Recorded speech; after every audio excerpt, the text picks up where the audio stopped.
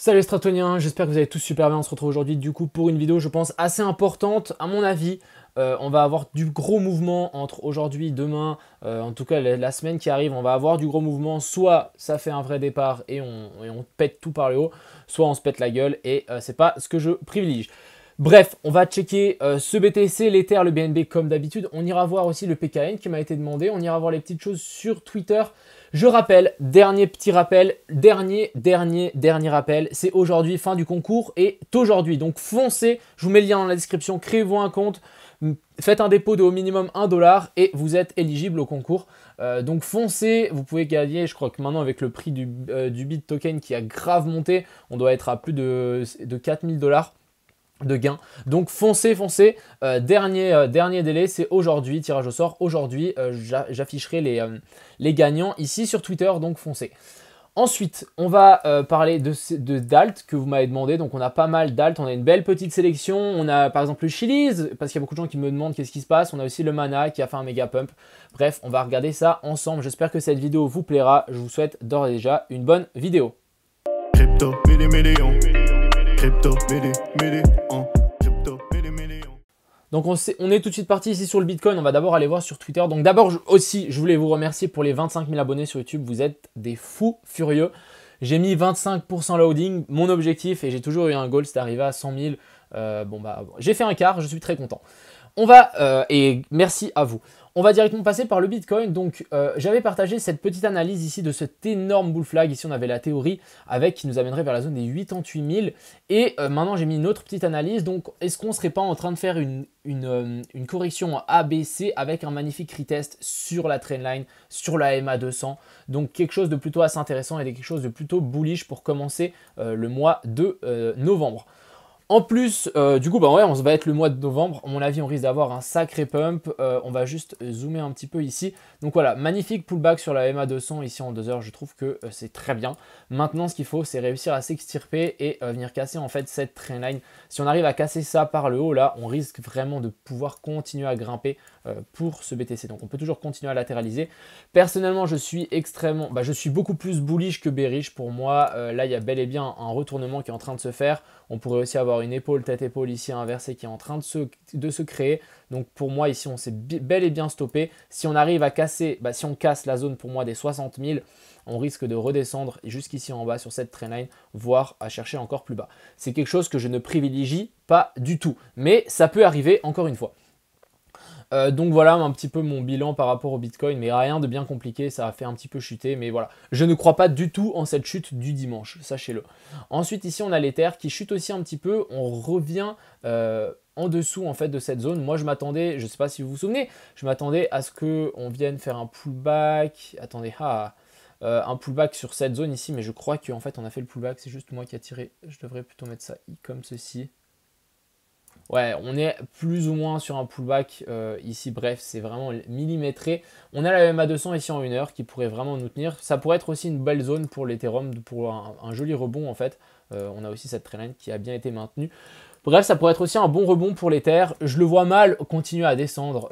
Après, bien évidemment, si le BTC se pète la gueule, on risque de aussi descendre.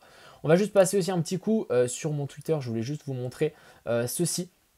On est en 2017 et en 2021, regardez ce qu'on a fait plus ou moins, donc petite zone d'accumulation pour ensuite avoir un pump, méga dump et ensuite on repartirait vers le nord. Pourquoi pas nous faire que ceci, donc ça serait plutôt assez intéressant et le RSI qui ressemble vachement à ce qu'on est en train de faire, du coup avec un petit W qui pourrait se mettre en place comme en 2017. On va continuer du coup sur ce BNB, donc le BNB qui a réussi à passer par-dessus notre zone et la zone des 500 $, c'est super bien. Maintenant, on vient corriger dessus, c'est juste parfait, c'est nickel. C'est vraiment nickel. Après, j'attendrai peut-être une correction un petit peu plus forte, venir chercher pourquoi pas la zone des 500 tout rond, zone 503, 505 et pas forcément s'attarder là-haut. Ensuite, passons sur nos alts. Donc, on a le Axe. On a le Axe qui pourrait être dans une bonne position. Donc pour les gens qui suivent la stratégie de 10%, j'ai mis cette position ici. Pourquoi? On a un joli retest de la trendline. Hop, on va juste passer ici. Il y a un joli retest de la trendline. C'est une crypto métaverse. Donc en ce moment, il y a pas mal de hype. On reteste, on a la MA200 ici en 1 heure, parfait. Après le ratio c'est on perd 3% pour gagner 30%, donc je trouvais ça plutôt correct.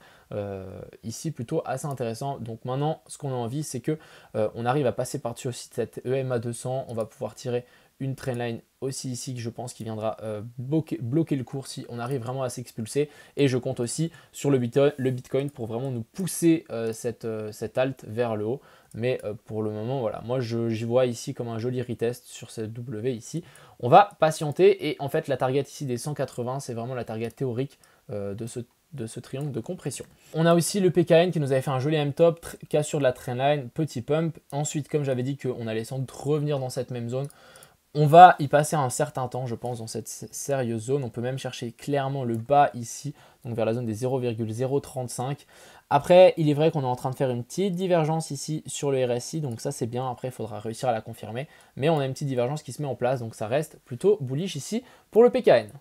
Ensuite, on va chercher le BTT qui a corrigé un petit peu plus bas. Vraiment, on est venu se poser très très bas quand même. Je ne pensais pas qu'on allait venir chercher jusqu'à la MA200 ici en 12 heures pour au final repumper. Moi, je pense que sur des charts comme ça, passons en daily et on aura vraiment une vue un peu plus globale. Et pour moi, clairement, ça a été breakout ici. Donc, je pense qu'on va commencer à s'accélérer pour le BTT. Je rappelle qu'il y a quand même un super potentiel pour cette alt ici. On a quand même un 200%. Ensuite, on a le Chiliz qui nous fait un joli pump and dump. Donc, quoi penser ici de ce petit Chiliz? On va passer en 15 minutes. Pour moi, ici, on est sur un petit support. Regardez, petit EMA200 en 15 minutes qui vient maintenir le cours. Après une telle hausse, je ne sais pas si on ira chercher plus bas. Je pense que ça dépendra beaucoup de notre cher ami le BTC. Mais si vraiment on vient chercher plus bas, je pense qu'on peut venir chercher en fait ces anciens tops ici. Juste mettre mon indicateur pour voir qu'est-ce qu'il me met lui. Ok, il m'a mis qu'on avait un potentiel top là-haut. On est là. Ouais. Sinon, après, on reviendrait chercher la zone des 0,36. On reviendrait à la case départ. Et ça serait un bon point d'investissement pour les gens qui n'ont pas suivi les conseils de tout le monde et de ne pas investi là-dedans. Voilà. Ensuite, on a le CVSC qui est vraiment en train d'exploser. On a cassé notre fameuse zone ici, donc ça, c'est plutôt super bullish. Ce que je voulais aussi vous montrer, c'est, regardez-moi ça, ce petit piège. On vient, on fait genre, on casse par le bas, c'est comme si ça allait continuer. Au final, on réintègre. Encore une fois, on a le petit pullback pour confirmer qu'on est bien repassé dedans. Et ensuite, explosion par le nord. Maintenant, ce que je voudrais bien voir, c'est un retest sur ces fameuses zones ici, sur ces anciens tops. Je vais dire les prix, la zone des 0,56, 57 pour être super intéressant pour des achats. Ensuite, on a le DAN. Le DAN qui nous pump un petit peu, il fait partie de mon top 10 crypto, à ne pas l'oublier. On est sur le point de casser ici, du coup, cette trendline, ça sera vraiment plutôt bénéfique. Et ensuite, qu'est-ce qu'on aura? On a vraiment cette trendline ici à venir casser pour le DAN. Si on arrive à venir chercher ça et passer par-dessus, ça sera super bullish. On a le Doge. Alors le Doge, très intéressant aussi, je trouve, hein, personnellement, il est super intéressant. Pourquoi? Après cette longue dégringolade ici, il y a énormément de gens qui se sont amusés à vendre et à short, on est d'accord. On revient actuellement sur les anciens tops, sur la MA200. On est en train de faire un petit biseau. Donc je verrais bien ici un pump assez rapide pour en tout cas liquider tous les gens qui se sont amusés à short ici. Et un truc assez violent, un peu comme ce qu'on a fait là. Du coup, personnellement, pour le Doge, je suis bullish pour du moyen, court terme, on va dire. En tout cas, j'attends vraiment une petite cassure par le haut et on pourra vite s'accélérer vers le nord. Ensuite, on a le Elrond, pour moi, qui a sans doute trouvé un bottom. J'en parlais de cette stratégie ici, donc retest. Ensuite, on vient chercher la zone des 0,618 ici parfaitement. Et ensuite, on devrait repousser vers le nord. Zone à confirmer encore une fois pour Elrond, ça sera la zone des 270. Ensuite, on a le fil qui commence à exploser, c'est très très bien. Pour le moment, du coup, il nous a bien maintenu. En fait, cet ancien bottom ici, ça a bien été maintenu, donc ça c'est très bien. Maintenant, ce qu'il nous faut, c'est passer par-dessus la zone sur laquelle on est en train de bloquer. Hein, c'est la ancienne zone de résistance support, donc c'est la zone des 66. On arrive à passer par-dessus, faire un pullback, ça sera nickel chrome. Le mana. Alors le mana, il a fait un pump immense, du coup maintenant il corrige correctement, donc je pense qu'il va falloir le laisser corriger un petit peu. On arrive sur une petite zone de support, je dis c'est pas du tout le moment pour moi de long ou de short, quoi que ce soit le mana.